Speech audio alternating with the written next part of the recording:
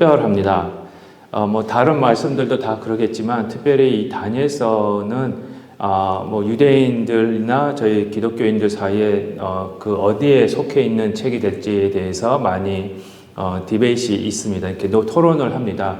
유대인들은 다니엘서를 선지서에다 넣지를 않습니다.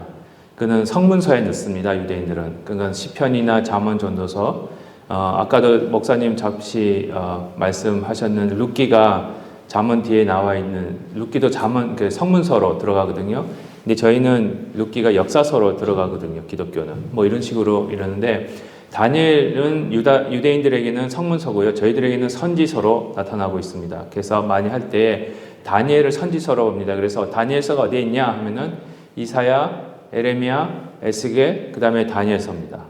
그래서 선지서하고 같이 있습니다. 근데 저희 기독교 개신교 안에서도 이 다니엘서를 좀 특수성이 있는 또 특별한 책으로 이해를 많이 하고 있습니다.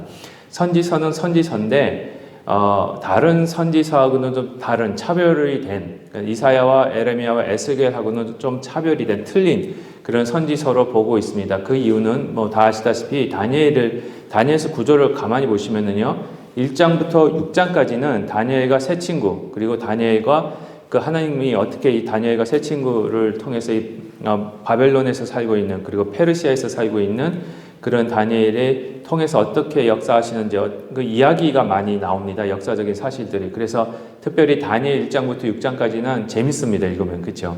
그래서 뭐 주일 학교에서도 많이 그 얘기로 스토리 다니엘과 사자굴에 갇힌 다니엘 그 사드락과 메삭과 아벳느고의 그 금신상 절하지 않았을 때 불 구덩이에 들어갔을 때 거기에 이렇게서 구해주신 하나님 얘기 뭐 이런 얘기를 하면은 너무 재미있게 잘 배웠던 그런 기억이 나는데요. 이와 같이 1장부터 6장까지는 그런 내용이 있고요. 7장부터 12장까지는 묵시입니다. 묵시. 계시하고는 조금 다릅니다.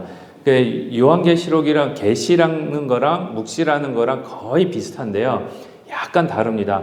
그 계시는 앞으로 어떤 일이 벌어질지에 대해서 이제 밝혀 보여주시는 거고요. 묵시는 보여주시는 것은 비전이지만은 말씀을 해석을 해주시면서 그 묵시도 계시하고 똑같이 앞에 어떤 일이 일어날지에 대한 말씀을 해주시긴 하는데 묵시는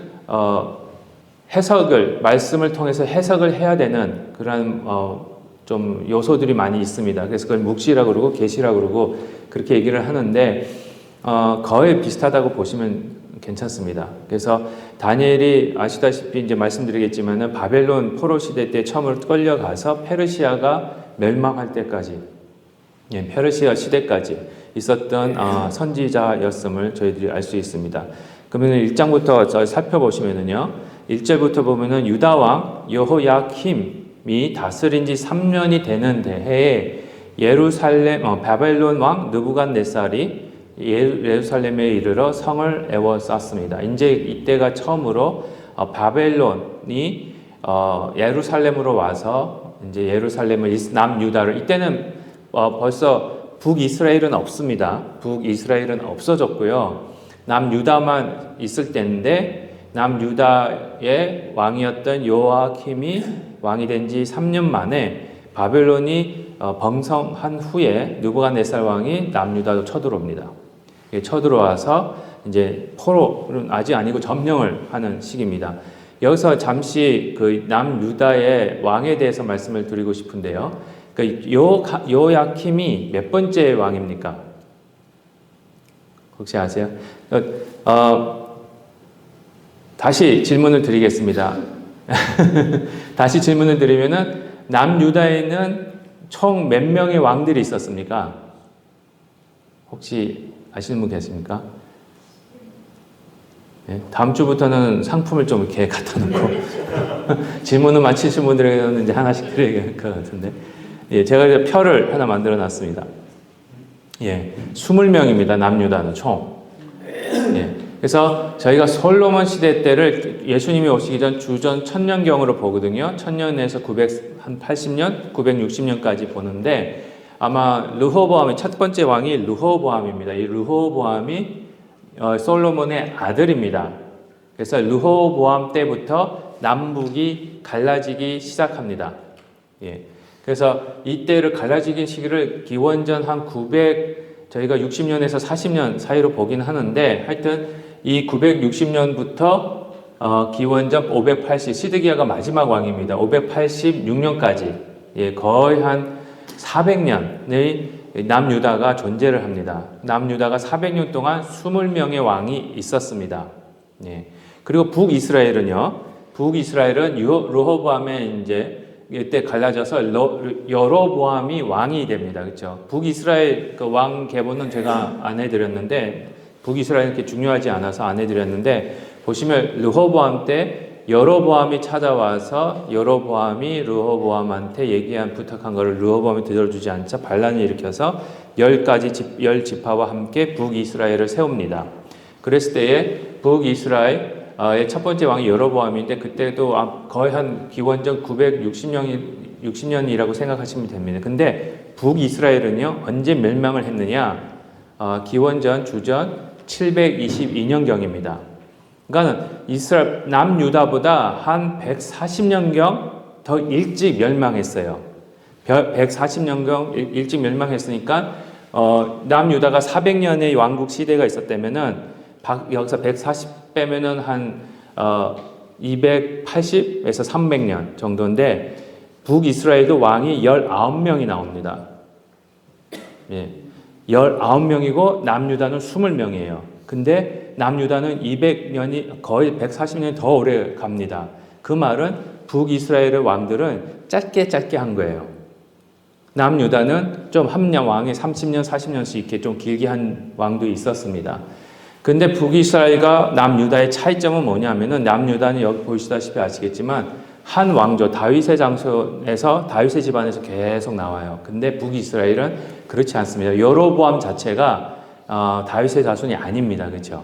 여로보암 자체가 다른 민족이었는데, 다른 지파였는데, 그 아들이 왕이 됐지만 그 아들이 다른 사람한테서 반란이 일으켜서 죽임을 당하고 다른 또 사람이 왕이 되고, 이런 식으로 이 왕조가 자꾸 바뀌어요. 북이스라엘은 다른 사람들이 와서 왕이 반란을 일으키는 그런 것들이 많았어요. 근데 남유다는 하나님의 은혜로 그나마 한 가족에서 쭉 내려오다가, 오늘 다니엘 1장 1절에 보면 요아킴 18번째 왕입니다. 18번째 왕에 이 요아킴이 있어서, 이때 바벨론이 이제 첫 번째로 이제 요아킴을 이제 내리고 그의 아들인 요아킨을 왕으로 세우고는 돌아갑니다. 그것이 이때 요아킴이 왕으로 있을 때에 바벨론 느부갓네살 왕이 와서 그냥 포로만 몇 명 잡아가요. 지배하고는 그의 아들 요아킴의 아들 요아긴을 왕으로 세운 후에 이제 다니엘과 여러 귀족들을 데리고는, 오늘 다니엘서에 나오는 것 같이 데리고는 바벨론으로 돌아갑니다. 근데 여러분, 그 느부갓네살 왕이요, 이 바벨론이 예루살렘을 이렇게 침략한 게 처음 와가지고 예루살렘을 완전히 다 부서뜨리고 성전까지 부서뜨리고 그렇게 해서 점령한 게 아닙니다. 3번이 있었습니다. 여기 보시면은요, 첫 번째 1차 남유다의 바벨론 포로기인데요, 바벨론이 처음으로 들어온 게 1차가 요아킴 시대, 오늘 다니엘서 1장 1절 말씀입니다. 요아킴 시대가 주전 한 606년경이에요. 606년경에 처음으로 와서 그때는 다니엘과 귀족들만 끌고 갑니다. 그래서 다니엘과 세 친구와 여러 명의 이제 귀족들을 끌고 갔는데, 그리고는 요아킨을 왕으로 세워놨어요. 그리고 갔는데 요아킨이 또 말을 안 들으니까 주전 597년경에 한 10년 있다가 또 옵니다. 또 와서 그때는 에스겔, 이제 선지자 에스겔 있죠. 에스겔과 포함해서 왕 요아킨까지 데리고 가요. 눈을 다 뽑고요. 데리고 포로로, 왕 자체를 포로로 데리고 갑니다. 그 지도자, 기술자 등이 끌려갑니다. 처음에는 다니엘만, 귀족들만 끌려가서 오늘 일장에서 하시겠지만 그들을 훈련시켜서 바벨론화된 유대인들을 데리고 유대인을 이스라엘 지역, 예루살렘 지역을 통치를 하려고 그랬어요. 근데 요아킨이 말을 안 들으니까 다시 기원전 597년경에 와서 아예 왕까지 데리고 갑니다. 그리고는 꼭두가시 왕을 세우는데 누구냐면 시드기야요. 시드기야가 누구냐? 이 요아킴의 형제입니다. 동생이에요. 그러니까 어떻게 보면 요아긴의 삼촌이죠. 예, 삼촌을 그 왕으로 세우고는 이제 아예 이제 갑니다. 가가지고는 이제 있다가 이 시디게아도 가만히 있다 보면 한 10년 있다가 옆에서 거짓 선지자들이 막 뭐라 그래요. 아직도 그때 예루살렘 성전을 손을 안 댔습니다. 바벨론이, 느부갓네살이. 손을 안 대고 있었는데, 그러니까 시드기야를 요아킨도 두 번째까지 왔는데도 불구하고 시드기야가 10년 동안 조공을 바치면서 꼭두까시 놀이를 하면서 바벨론한테 섬기다 보니까 옆에서 거짓 선지자나 여러 사람들이 하나님이 예루살렘을 다시 회복시키실 겁니다. 이제 예루살렘 성전이 있기 때문에 하나님이 우리를 포기하지 않으셨습니다. 하나님이 우리와 함께 하실 겁니다. 그러니 시드기야 왕이요, 바벨론한테 반란을 일으킵시다. 이렇게 된 거예요. 그래서 시드기야가 거기에 이제 말에 들어가지고 10년 만에 한 586년, 587년경에 반란을 일으킵니다. 그때에 느부갓네살 왕이 화가 나가지고 그때는 와가지고 다 무너뜨려요. 예루살렘 성, 그다음에 예루살렘 성뿐만 아니라 성전 다 무너뜨리고요. 백성들을 다 끌고 가고 또 완전히 그때는 파괴시켜 버립니다. 이때부터 남유다가 없어지기 시작하는 거예요. 예. 근데 아직 여기까지는 안 가고요. 오늘 말씀에 1장에 보시면은 이제 이 요아킴 1장은 이 첫 번째 주전 606년경에 그렇죠. 606년경에 일어난 사건입니다. 예, 그때부터 시작해서 이제 아마 다니엘이 요아킨, 시디기야까지 예루살렘이 무너지는, 그 다니엘서를 딱 보시다 보면은 예루살렘이 무너졌다라는 그 소식을 듣게 돼요. 다니엘이. 예, 그리고 나중에 보면은 선지자들도 그렇고 에스겔도 그렇고 그런 모습들이 나오는데 그렇습니다. 그래서 이 특에 보시면은 오늘 다니엘은 이 요아킴 18번째 왕부터 시작해서 19번 시디기야가 마지막 20번째 왕까지 있었음을 이제 말씀을 드렸습니다. 그래서 요거 20명입니다. 그래서 이 정도는 여러분들이 새 언약교회 성도님들은 이 정도는 알고 계셨으면 좋겠어요. 남유다 왕들이 20명이었고 르호보암부터 시작해서 쭉 가고 히스기야와 우시야, 요아스 이 정도가 이제 좀 좋은 왕이었고 요시야, 히스기야, 요아스, 우시야 이 정도 그랬고 그랬다는 거 이제 역사적으로 조금 감이 잡히실 겁니다. 그래서 때에 다니엘이 이때 이제 요아킴 시대 때에 처음으로 끌려가기 시작합니다. 그리고 나서 2절에 보시면은 근데 이게 끌려간 게 참 재밌습니다. 이 다니엘은요, 먼저 주제를 말씀드리자면은요, 모든 역사를 주관하시는 하나님입니다. 이 다니엘서의 주인공은 다니엘이 아닙니다. 이 다니엘서의 주인공은 우리 하나님이십니다.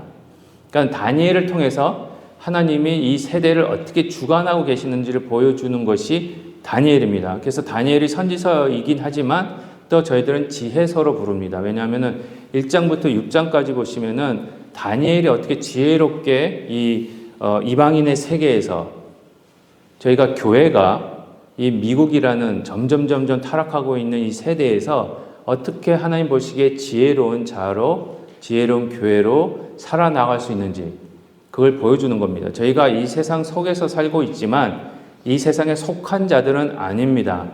이 다니엘이요, 바벨론에서 살았지만 바벨론에 속한 자는 아니었습니다. 이걸 보여주는 게 다니엘서입니다. 근데 다니엘은 그래서 저희들은 교회 안에서 살면서 이 세상에 속해 안에서 산다고 세상에 속한 자들 같이 생각을 하고 살아갈 때가 많습니다. 그래서 한때는 보면은 교회에 속한 자를 하나님께 속한 자로서 사는 것 같은데 세상만 나가면은 똑같은 거예요. 다니엘은요, 다니엘서도 보면은 바벨론인 같지만 바벨론인 같지 않은 바벨론인인 다니엘. 좀 말이 이상하긴 한데, 예. 그래서 하나님의 주권과 하나님의 지혜와 하나님의 어떤 역사를 주관하고 계시는 그런 분이심을 소개하고 있는 것이 이 다니엘서입니다. 그래서 2절 보시면은요, 제가 밑줄 꺼놨습니다. 이 요아킴 시대 때에 바벨론이 요아킴 있을 때 예루살렘에 가서 그리고 앞으로 또 이루어질 10년마다 이제 두 번째 포로도 잡혀가고 세 번째는 아예 성전까지 없어지는 그런 일이 벌어지는데 그 일이 유다가 약해서가 아니고요. 그 일이 바벨론이 힘이 세서가 아닙니다. 2절에 보면 뭐라고 나와 있습니까? 주체가 주님이십니다. 주께서 유다 왕 요아킴과 하나님의 전 그릇 얼마를 그의 손에 넘기심에, 여기서 그가 누군 것 같으세요? 예? 잘 보셔야 돼요. 그의 손에, 예? 그렇죠. 느부갓네살 왕이에요. 그러니까 주께서 유다 왕 요아킴과 하나님의 전 그릇 얼마를 느부갓네살 손에 넘기심에 주신 거예요. 하나님이 자발적으로 하나님의 백성을, 그리고 하나님의 성전 안에 있는 하나님의 물건을 자발적으로 느부갓네살한테 주신 겁니다. 만약에 주시지 않았으면은요, 느부갓네살이 그 바벨론이 아무리 힘이 세고 엄청나게 좋은 무기가 있다고 해도 남유다를 감히 넘볼 수가 없어요. 그런데 하나님이 주신 겁니다. 그래서 요아킴 시대 때 간 거고요. 또 하나님께서 주셨기 때문에 요아킴도 잡혀가는 거고요. 그리고 하나님이 주셨기 때문에, 허락하셨기 때문에 이 성전 다 부서뜨려. 그렇게 하신 겁니다. 하나님. 왜? 아무 의미 없어요. 왜냐하면 하나님의 백성의 마음이 죄로 가득 찼는데 눈에 보이는 성전이 뭐가 필요합니까? 그러니까 오히려 하나님한테는요, 이사야에서도 나오지만 눈에 보이는 성전 때문에 유대인들이 더 하나님을 죄된 모습으로 회개할 생각은 안 하고 죄된 모습으로 하나님한테 기도하고 막 제물 드리고 막 그러니까 하나님이 거기에 너무 짜증이 나가지고 실제적으로 그렇습니다. 말씀의 표현이 그거예요. 내가 너무 부담된다. 제발 좀 가져오지 마라. 그겁니다. 그랬을 때에 하나님이 참다 안 되겠다. 그래서 바벨론을 들어서, 물론 제 표현입니다. 하나님 다 계획 안에서 그렇게 하셨죠. 들어서 다 가져가라. 다 부서뜨려라. 그렇게 하신 겁니다. 근데 또 하나 신기한 거는요, 요 표현입니다. 예, 주께서. 아니, 당연한 거 아닌가? 왜 하나님을 주님으로 부르는 거 당연한 거 아닌가? 근데 히브리어를 보시면은요, 굉장히 신기합니다. 저희 저번 주에 피택자 교육하면서 이제 하나님의 이름에 대해서 하긴 했는데, 성경에 다니엘서 딱 빼고는요, 모든 구약 성경에서는요, 하나님의 이름이 뭐가 많이 나오느냐 한번 측측해 보십시오. 뭐가 제일 많이 나오겠습니까? 하나님이. 예? 예, 여호와. 예, 여호와 맞습니다. 아니, 잠깐, 맞아요. 맞는데, 여호와입니다. 여호와. 창세기 1장과 2장에 보시면은요, 두 가지 이름이 나와요. 예, 그게 대표적으로 두 가지 이름이 계속 많이 나오는데, 첫 번째는 여호와, 두 번째는 엘로힘. 엘로힘도 들어보셨죠? 예, 엘로힘도 하나님이란 뜻이고요. 여호와는 우리가 아시는 여호와 하나님. 근데 창세기 1장에서는 엘로힘만 나옵니다. 그러다가 창세기 2장에서는요, 여호와와 엘로힘이 같이 나와요, 이름이. 예. 그러다가 쭉 가면은 여호와 엘로힘이 왔다 갔다 하면서 쓰이는데, 희한하게 다니엘서 처음에 하나님의 이름이 딱 나오면은, 여기서 나오면은 여호와가 나와야 되는데, 여호와께서 이렇게 나와야 되는데, 히브리어를 보면은 여호와께서가 아니고 아도나이로 나와요. 아도나이로 나와요. 저도 처음 봤습니다. 이거 준비하면서. 왜 그랬을까? 아도나이가 무슨 뜻입니까? 주님, 주인이라는 뜻이에요. 예. 그러니까 다니엘은요, 처음부터 하나님은 주인이시다. 그걸로 시작합니다. 창세기 할 때는 여호와는 창조주 하나님이시다. 근데 다니엘서는요, 모든 것의 주인이 되시는 분이시다라는 걸로 시작하는 겁니다. 그러니까 아도나이로, 솔직히 여호와를 아도나이로 읽기는 합니다. 근데 철자 자체를 아도나이로는 안 씁니다. 여호와로 쓰고 읽기는 아도나이로 읽어요. 저번에도 말씀드렸죠. 왜 유대인들이 여호와라고 적고 아도나이로 읽는지 제가 몇 번 설명해 드렸는데, 그 잘못 읽을까봐. 여호와라는 이름은 그 철자가 나와서 여호와라 읽으면 원래는 야훼로 발음이 돼야 되거든요. 으흐예. 예, 원래는 으흐예. 히브리어 발음으로는 야훼가 아니고 으흐예인데 잘못 발음하면 으흐예가 뭡니까? 잘못 발음하면 이거는 신성 모독인 거예요. 그래서 쓰기는 으흐예로 쓰지만 읽기로는 아도나이로 읽습니다. 아도나이라는 철자가 따로 있어요. 근데 아도나이라는 뜻은 주님이라는 뜻이었습니다. 근데 여호와는 하나님의 스스로 있는 자라는 뜻이잖아요. 모든 것을 창조하시는, 아무것도 없는 것을 창조하시고 모든 것을 다스리시고 전지전능하신 여호와 하나님, 그렇죠?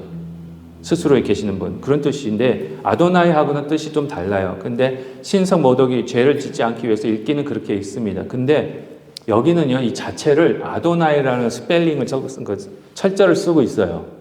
여호와라는 철자를 안 쓰고 있어요. 그러니까 다니엘서 자체는요, 처음부터 뭘 강조하고자 했냐면은 모든 것의 바벨론의 주인도 하나님이시다. 예루살렘 성전의 주인도 하나님이시다. 새언약 교회 주인도 하나님이시다. 여러분들의 삶의 주인도 하나님이시다. 여러분의 삶의 주인도 하나님이시다는 것을 계속 말해주고 있는 거예요. 여기 나와 있는 것도요, 하나님이 여러분들을 인도하셨기 때문에 나오신 겁니다. 그렇죠? 여러분들이 실수하는 것 같죠? 전혀 아닙니다. 모든 것이 하나님 손에 있습니다.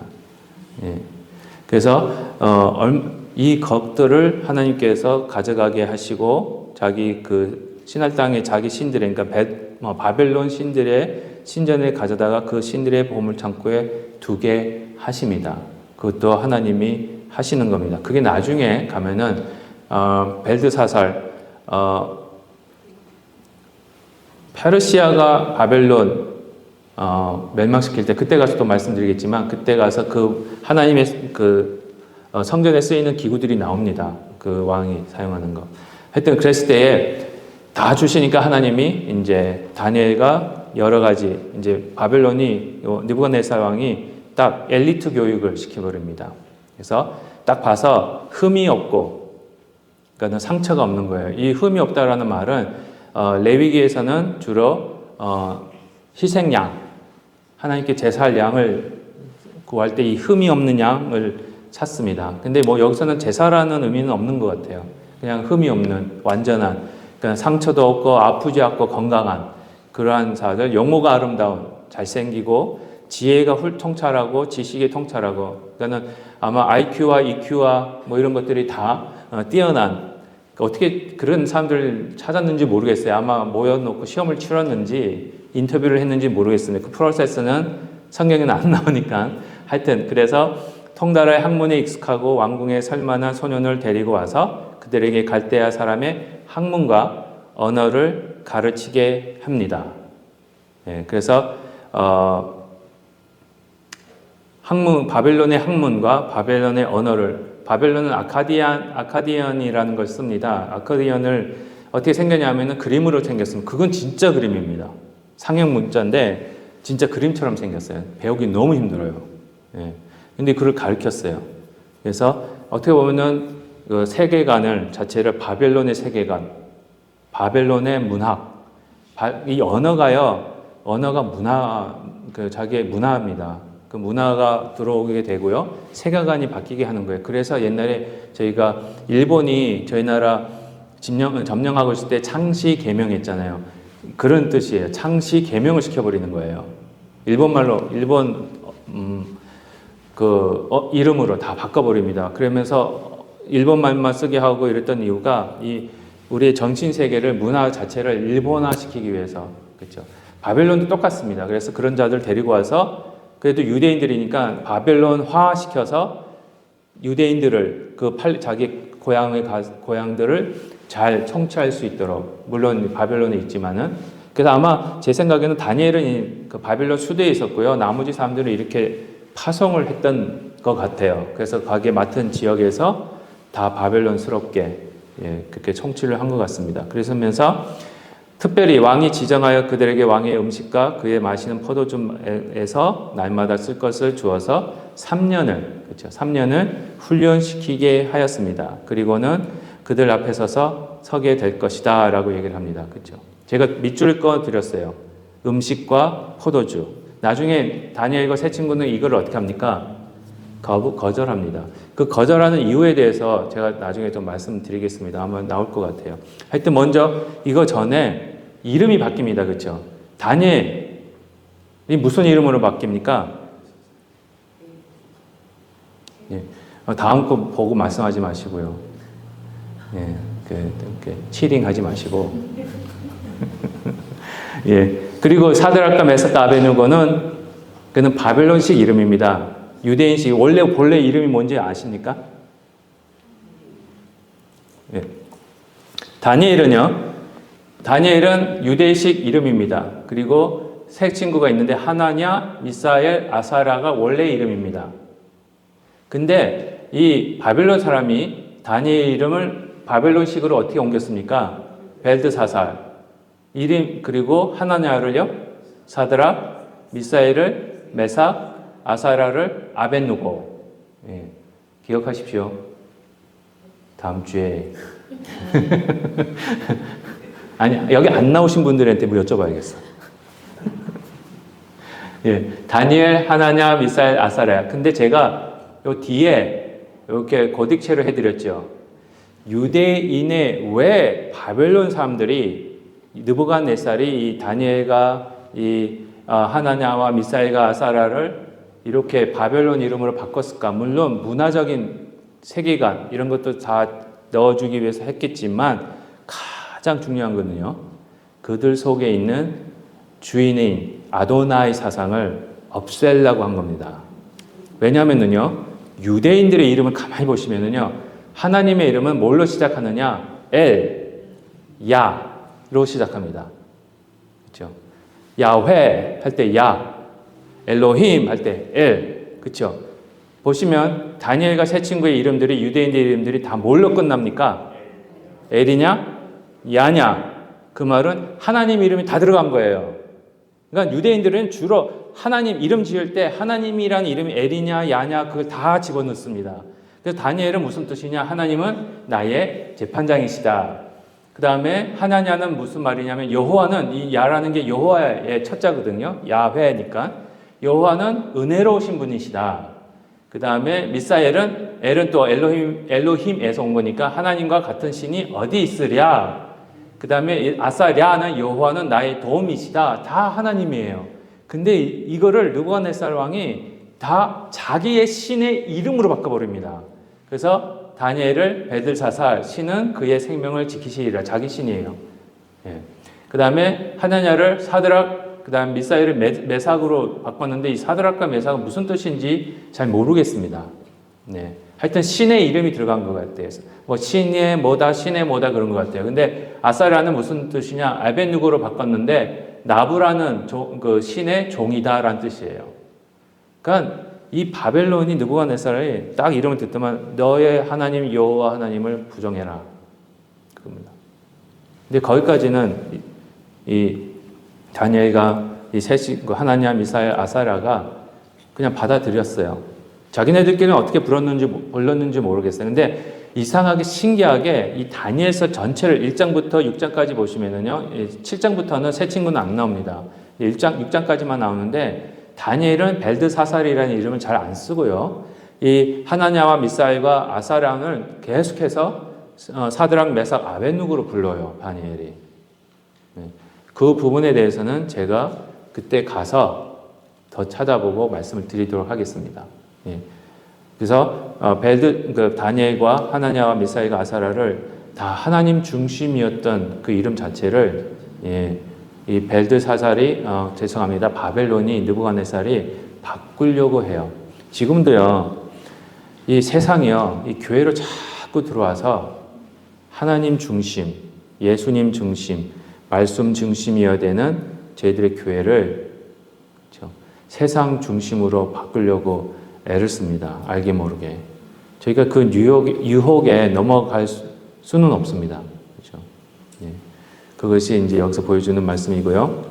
그래서 환관장이 그들의 이름을 고쳐서 이렇게 고쳤습니다. 그래서 다니엘을 벨드사살, 그리고 하나냐를 사드락 쭉 합니다. 그리고 하나님이 다니엘로 하여금 환관장에게 은혜와 긍휼을 얻게 하신지라. 그렇죠? 여기서도 잘 보이게 하신 거예요. 은혜와 긍휼을 베푸게 하신 겁니다. 나중에도 또 나옵니다. 하나님은 주인이시기 때문에 다니엘과 그 세 친구가 바벨론 안에서 잘 살 수 있게 하신 것도 하나님께서 그들에게 은혜와 긍휼을 베푸셨기 때문에 그런 겁니다. 여러분들이요, 저희가 교회로서 이 땅에 안에서 살지만 속하지 않은 자로서 이렇게 풍성하게 살 수 있게 하시는 것도 하나님의 은혜입니다. 예. 그걸 매일매일 아는데 마음으로 안 느껴져요. 솔직히. 예. 근데 다니엘서는 그거 계속해서 말씀을 하십니다. 근데 이제 이 환관장이라고 제가 고딕체를 해드렸지요. 좀 재밌습니다. 이게 환관장이 영어로는 유닉입니다. 유닉. 그러니까는 한국식으로 말하면 내시예요. 내시. 옛날에 조선시대 때 내시면은 어떤 자였습니까? 예, 임금 옆에서 하는데 남자입니까? 여자입니까?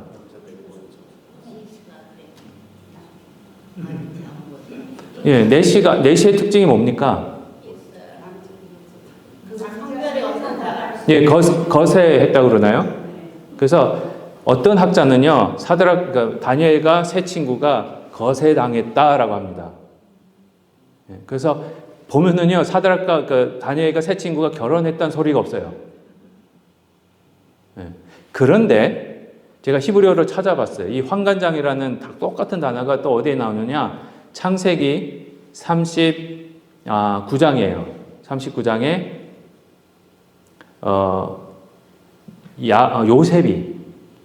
요셉이 어느 집에 팔립니까? 혹시 기억나세요? 보디발. 예, 보디발 장군. 근데 보디발이 환관장이에요. 이 환관을 쓰고 있어요. 똑같은. 근데 이 환관이 아내가 있었잖아요. 그럴 가능성이 있습니다. 옛날에는요, 내시 중에서도 결혼한 내시가 있었어요. 예, 결혼한 내시가 있었어요.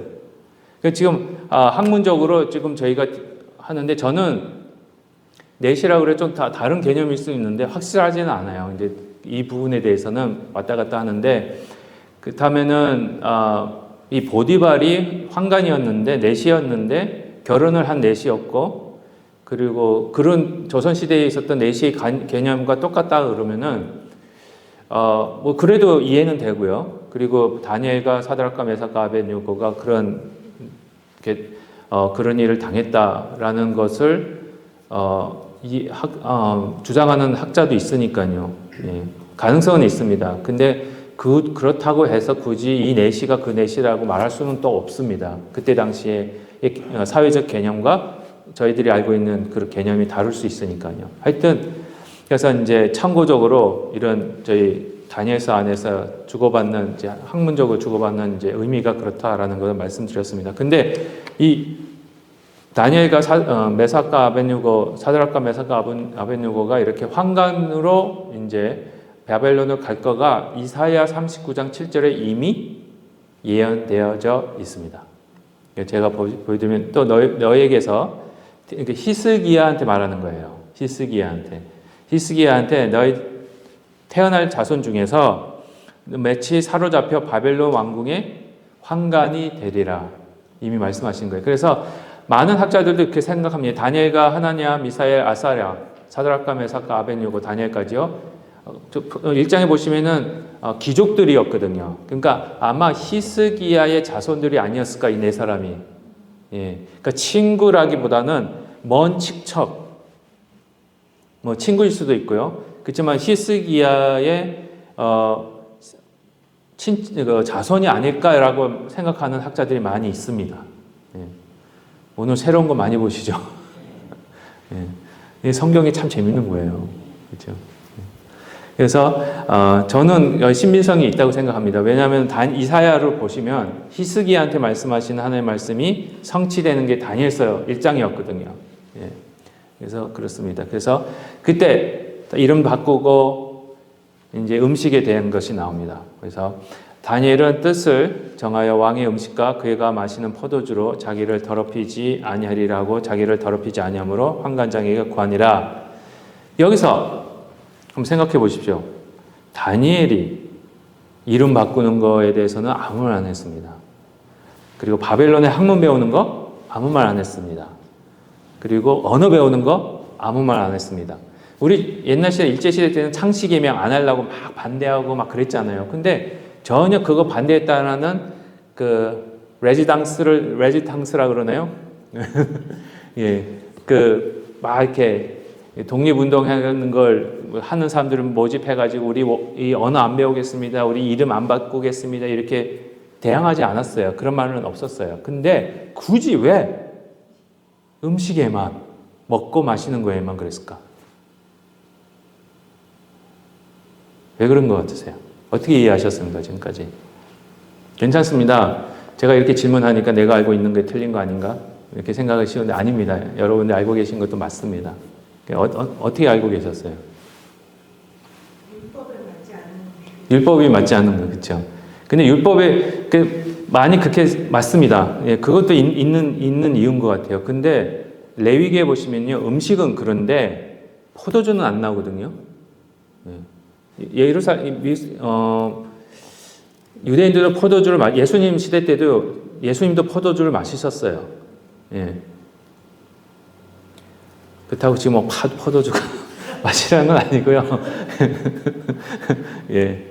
하여튼 왜 그랬을까? 여러 가지 말씀하신 대로 예, 그런 율법 레위기에서 나와 있는 아무래도 이 음식이 그러니까 음식과 고기와 특별히 고기와 이제 포도주가 신의 그 제사를 드렸다 내려온 거기 때문에 그것 때문에 자기를 더럽히지 않으려고 그렇게 했다라는 것도 맞고요. 첫 번째 의미고요.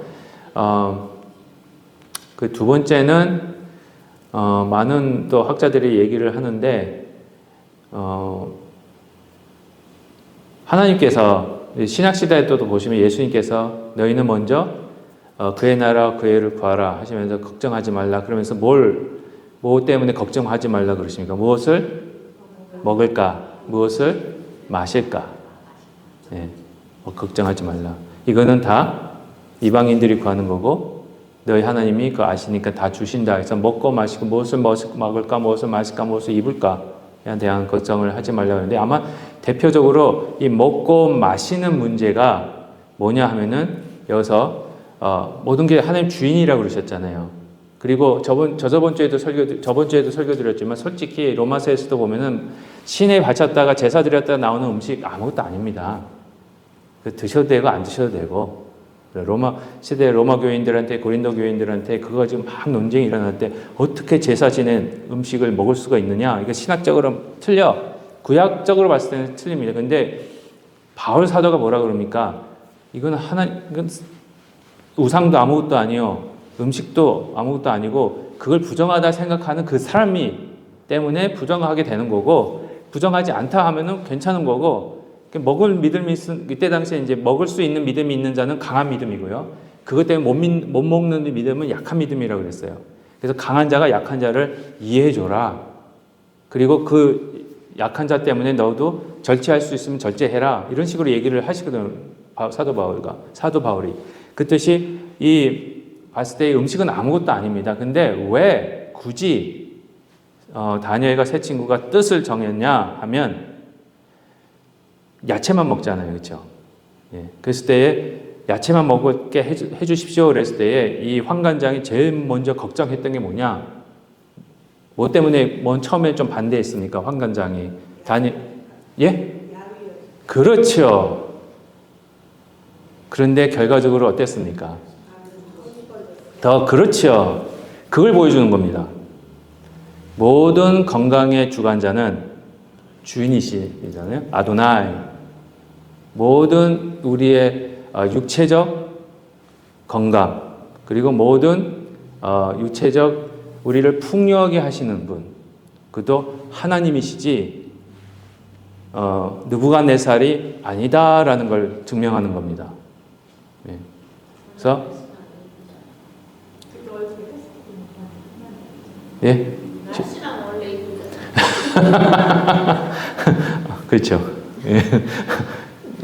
근데 거기는 이때 당시에 이제 고대 긍정지방에서는요, 여러분들 그림 보셔서 아시겠지만, 요즘처럼 BTS 같은 그런 꽃보다 남자, 꽃보다 남자는 미남은 아니었습니다. 그때 당시에는 막 수염도 이렇게 나고요, 막 건강하고 왜 그런 그림 옛날 고대 궁동 보시면 아시겠지만 그런 게 용모가 아름답다 이런 거로 표현이 됐거든요. 그랬을 때 야채만 먹어도 그렇게 된 거예요. 그랬을 때 고기와 포도주로 몸을 이렇게 건강하게 했던, 그러니까 쉽게 말씀드리면 그겁니다. 저희 근육 만들려면은 닭가슴살만 먹잖아요. 근데 다니엘과 사드락과 메삭 아벳느고는 그거 안 먹어도 샐러드만 먹고서도 근육을 키운 겁니다. 그게 된 거예요. 그러니까 이 말은 뭐냐면 신학적으로 봤을 때 모든 것의 주인은 하나님이신데, 느부갓네살 왕이 먹고 건강해지면은 왕이 이렇게 해준 거기 때문에 왕한테 감사해라 그거거든요. 근데 사드락과 메삭과 아벳느고는 아니다. 우리의 생명의 주관자는 주인은 하나님이시고 우리를 건강하게 하시는 것도 우리 하나님이시고 모든 것을 주관하시는 것도 하나님이심을 여기서 보여주고 계시는 겁니다. 그랬을 때에 하나님이 환관장에게 또 은혜와 긍휼을 베푸십니다. 모든 일에 있어서요. 이 말씀 꼭 나와요. 창세기 39장도 보시면은 요셉이 다니엘과 요셉을 또 많이 비슷하게 보거든요. 요셉도 애굽에서 총리까지 되고 다니엘도 바벨론과 페르시아에서 총리까지 되는 그저 비슷한 사람인데, 창세기 39장에서도 보면 요셉이 하나님 앞에서 요셉이 그의 주인에게 은혜를 입어, 그렇죠? 하나님께서 은혜를 입게 하셨고요. 21절에서도 여호와께서, 여기는 여호와께서 나오잖아요. 근데 다니엘은 아도나이께서, 그렇죠? 아도나이께서 다니엘로 하여금 환관자의 은혜와 긍휼을 받게 하신 겁니다. 그래서 저희들이 아까도 계속 말씀드리지만 저희들이 이 시간에 이렇게 앉아서 살 수 있는 것 자체가 하나님의 은혜와 긍휼하심 때문입니다. 하나님의 긍휼하심이 예레미야에서 나왔듯이 하나님의 긍휼은 매일 아침 새롭게 저희들에게 임하십니다. 하나님의 긍휼은요, 어저께 주신 게 남은 걸 주시는 거 아닙니다. 그리고 내일 주실 거를 미리 앞당겨서 주시지도 않아요. 오늘에 준비하신 긍휼, 오늘만을 위해서 준비하신 긍휼, 그거를 주시는 겁니다. 그래서 매일 새롭다는 거예요. 오늘 눈 뜨자마자 시작된 하나님의 긍휼이 여러분들이 24시간, 그렇죠? 주무실 때까지, 주무셔서 다음날에 일어나실 때까지 계속됩니다. 밤 사이에도 지키십니다, 하나님이. 주무시다가 심장마비 또 가시는 분, 제가 며칠 전에 어떤 분이 듣다가 저보고 형 목사 운동 좀 해 이러시더라고요. 그러면서 협박을 하시는 거예요. 제가 그분 아시는 친구분이 며칠 전에 주무시다가 심장마비, 운동을 너무 안 했대요. 그러니까 주무시다가 심장마비로 그냥 갔대요. 그래서 운동해 그랬는데 옆에서 어느 목사님이, 목사님 그러면 그거 축복인데요 그러시더라고요. 맞아요, 축복은 축복이에요. 그 많은 축복이 어디 있겠습니까? 하여튼 지금 무슨 말 하다 그랬죠? 밤새 주무시는 것도 하나님의 은혜와 긍휼입니다. 그리고 딱 눈 떴는데 새 아침이 밝은 것도 하나님의 은혜와 긍휼이라는 거예요. 물론 가시는 것은 더 큰 은혜와 긍휼입니다. 이건 내가 마음에 안 하시네. 근데 눈 탁 떠서 새로운 아침 맞을 때 그 자체도 또 하나님이 오늘 예배하신 은혜와 긍휼을 주신다는 겁니다. 하나님, 다니엘서는 늘 그걸 말씀하고 계시는 거예요. 그래서 뜻을 정해서 안 마십니다. 그랬을 때 긍휼 베푸시고, 아까 말씀하신 것 같이 15절 보니까 얼굴이 더 아름답고 살찌고 이런 거, 하나님께서 바벨론의 인간적인 어떤 그런 은혜로부터 혜택을 받아서 잘된 것이 아니라, 그렇죠? 하나님의 은혜로. 신명기에도 나오잖아요. 내가 열심히 일해서 내가 부자가 돼서 이렇게 성공했다가 아니라 내가 너희에게 일할 수 있는, 그죠? 재물을 얻을 수 있는 건강, 힘을 줘서 그렇게 된 거 아니냐, 그렇죠? 그런 겁니다. 그리고 하나님이 소년에게 학문을 주시고 서적을 깨닫게 하신 지혜를 더 많이 주십니다. 그래서 왕이 그들과 말하고 보매 무리 중에 다니엘과 하나냐와 미사엘과 아사랴와 같은 자가 없다, 이렇게 얘기를 하십니다. 여기서 지혜와 하는 거는요, 하나님의 지혜만 참된 지혜입니다. 공부 잘하는 거 아닙니다. 그렇다고 공부 못하는 거 아니에요. 근데 더 중요한 거는 지혜입니다. 예. 어떻게 살아나갈 건가. 그렇죠? 하나님의 지혜가 사람의 지혜를 이깁니다. 하나님 앞에서 사람의 지혜가 아무리 뛰어나도 하나님 보시기에는 그거는 어리석을 수 있어요. 어리석은 거예요. 그렇죠? 그래서 십자가라는 게 그렇습니다. 예수님의 십자가라는 것이 하나님 사람들이 보기에는 어리석은 거예요. 그렇지만 하나님 보시기에는 그거야말로 지혜로운 겁니다. 우리가 십자가를 진다는 게 그거예요. 세상 사람들에게는 왜 그렇게 살아니? 왜 그렇게 예수 믿니? 그렇게 안 믿어도 돼. 그렇죠? 신명기 6장 4절에 보시면은 뜻을 다하고 힘을 다하고 목숨을 다해서 주 너희 하나님을 사랑하라 했는데 목숨을 다한다는 게 뭐냐면 그겁니다. 뜻을 다한다는 게 힘을 다한다는 게 도가 넘치게 넘치게 그러니까는 지나치게 예수를 믿으려면요 좀 지나치게 믿으십시오. 세상 사람들이 너 그렇게까지 안 믿어도 돼. 뭐 그렇게 예수를 그렇게 지나치게 믿어?